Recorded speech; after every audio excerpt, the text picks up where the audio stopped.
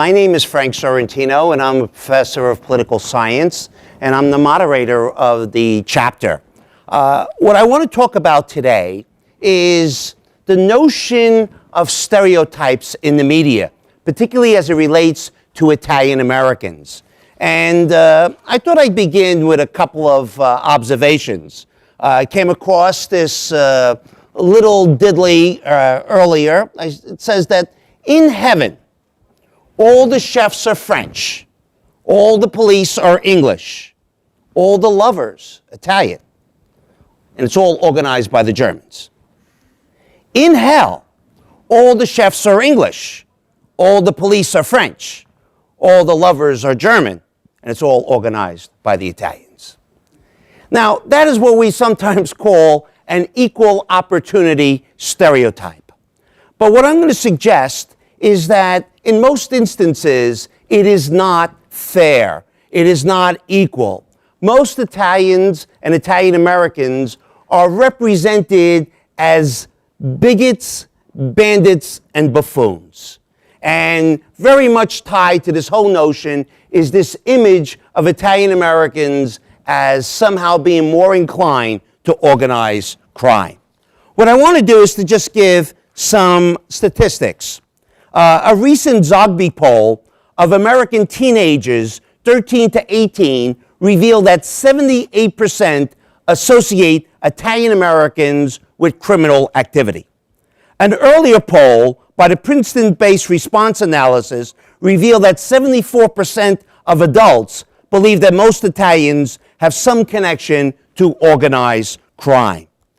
Now, this has serious consequences, and these consequences have to be understood in terms of how most people receive their information.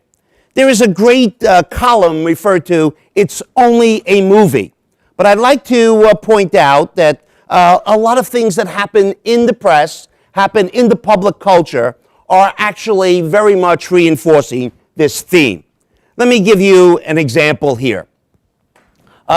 Referring to Supreme Court Justices Antonin Scalia and Sam Alito in his song "A Few Words in Defense of Our Country," Randy Newman sings, "You know it pisses me off a little that this Supreme Court is going to outlive me.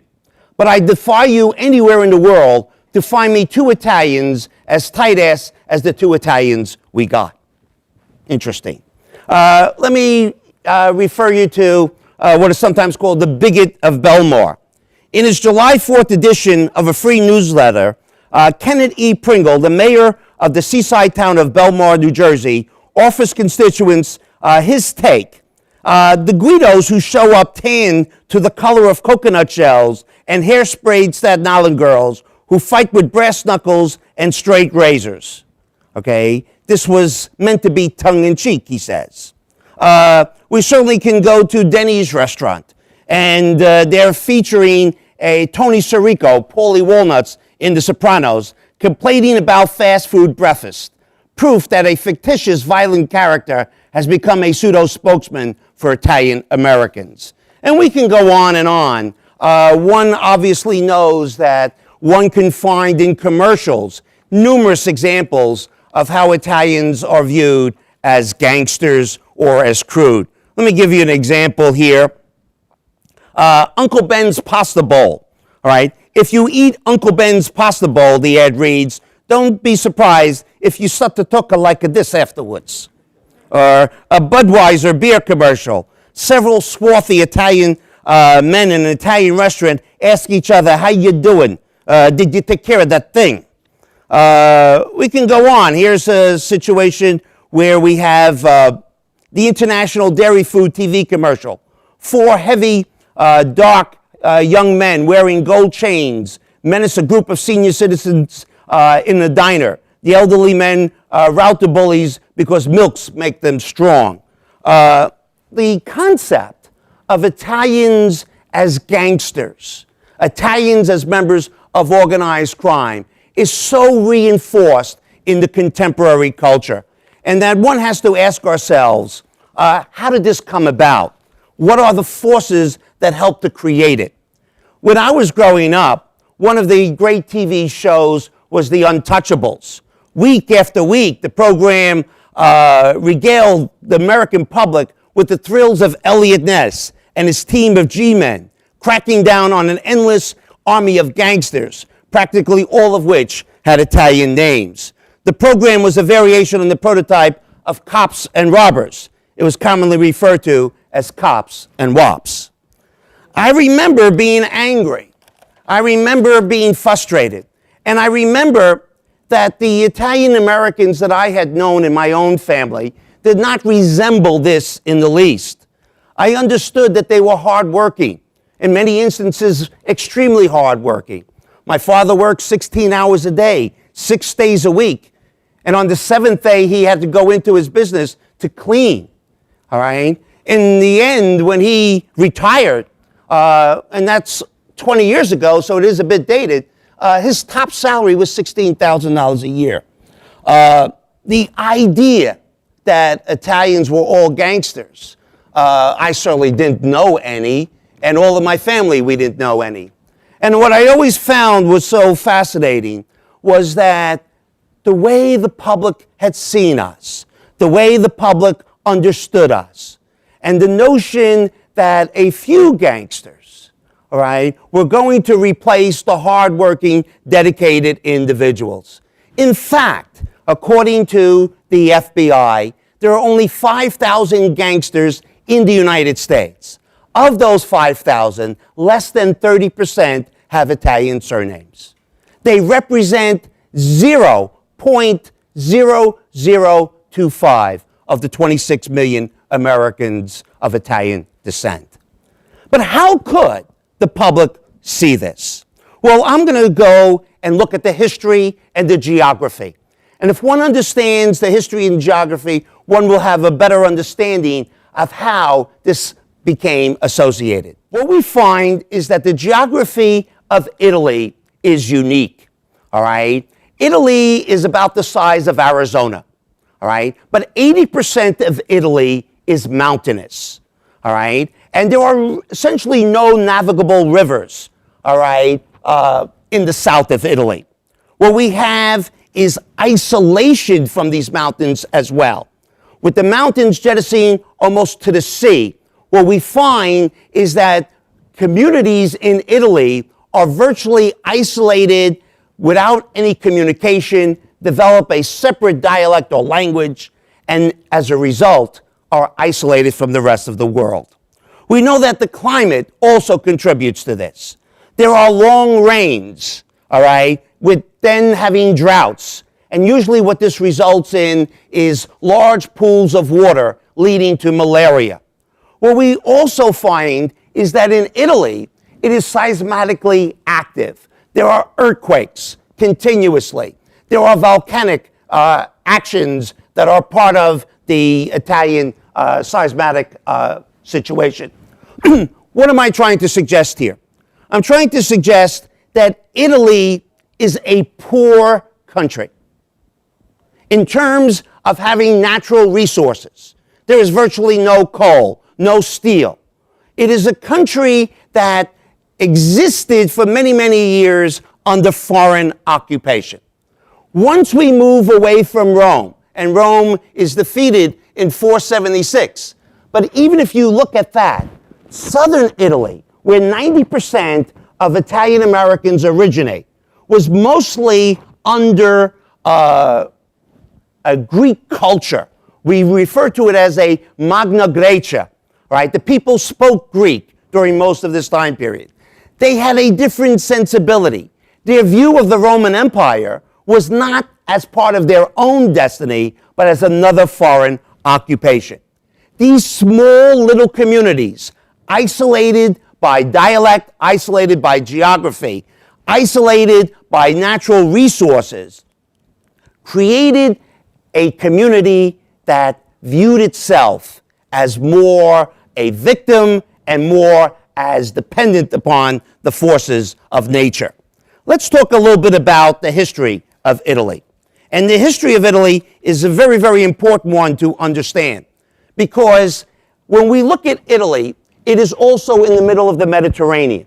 And the middle of the Mediterranean means that when major countries of the world wanted to engage in navigation, in trade, in defense, Italy became a strategic port, a strategic place in which one had to control if they were going to control their livelihoods. If we go to Edward Gibbons, all right, in his famous work, The Rise and Fall of the Roman Empire, he says the blood of nations was mingled into 1,000 channels. The various rebellions and uprisings in the South were all brutally crushed because of the fragmentation of region, language, and geography. This, coupled with fighting against large armies and weapons of a nation such as France, Spain, or Austria, what we find is that direct confrontation from these people was foolhardy. Life was unfair. Justice was an abstraction to the Italian and a myth. Ethnic group. What we want to suggest here is that when the movies started to come out, all right, and we could talk about Little Caesar. Little Caesar is an interesting example because originally the movie did not refer to Italians, all right? But when they realized that this was a popular way, all the movies were turned around and all the criminals were Italian. When they had movies that didn't have Italians, critics would argue saying, this is unrealistic. And then, as a result of the Valachi hearings, we have Mario Puzo's writing The Godfather. By the way, it was on yesterday. So I got a chance to review. Now, it is a great movie, right? It's dramatic, it's entertaining, it's a wonderful actors, it's a wonderful storyline. But even Mario Puzo would argue that everything he learned about organized crime, he learned by reading the newspapers. He had written a beautiful book called The Fortunate Pilgrim, but that book never made him wealthy. Didn't even pay for the bills. And he recognized that in America, you weren't going to change the mindset, so you might as well work with that mindset. And we see movie after movie, TV series after TV series. When Rudolph Giuliani was the U.S. Attorney for the Southern District, he had a phenomenal record. He had a phenomenal record of going against Wall Street. He had a phenomenal record against going with municipal crime. He also had a phenomenal record against organized crime.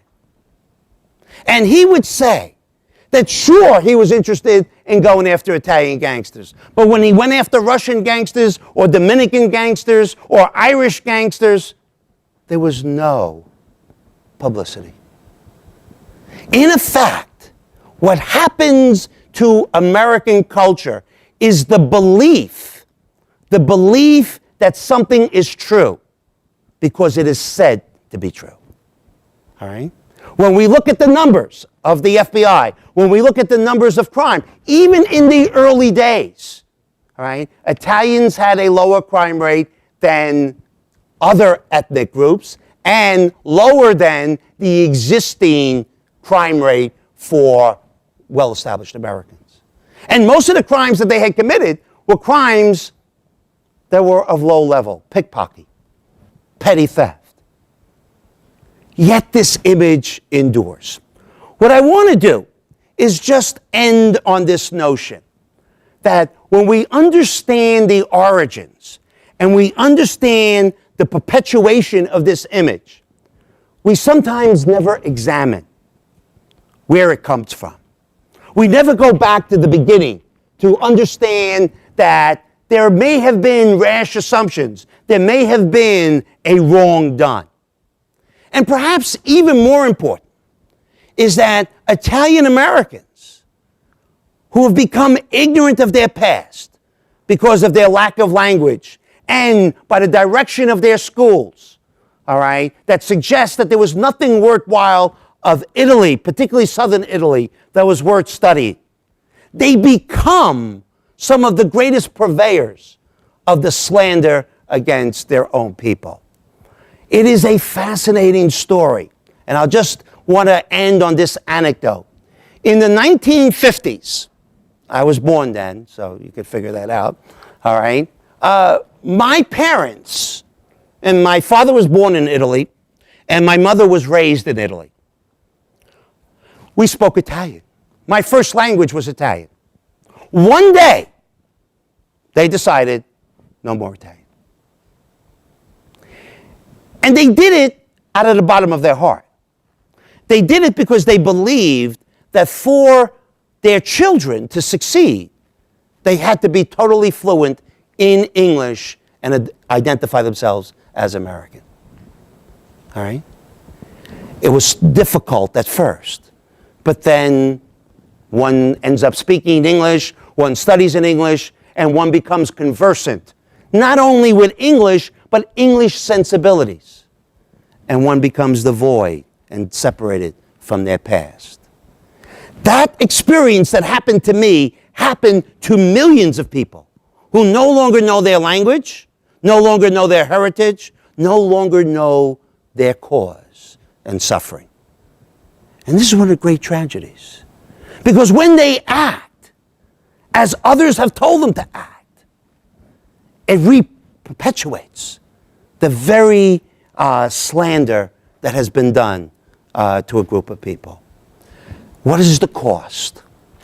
The cost is that in a society that suggests that we should all follow our dreams, and that the individual who is the most talented, the person who has the greatest character, succeeds. For Italians, that success has happened. But for many others, the rumors, the innuendos are still a part of what happens. And they believe that when someone is up for an executive position, they may be, quote, connected. That when they are up for another position, quote, they may be untrustworthy. Until you examine the history, until you examine the basic premises, until you go back to Italy and find out what happened in Italy, what happened in America before the Italians, what happened on their trip here, what happened in America, one will never be able to understand. Thank you.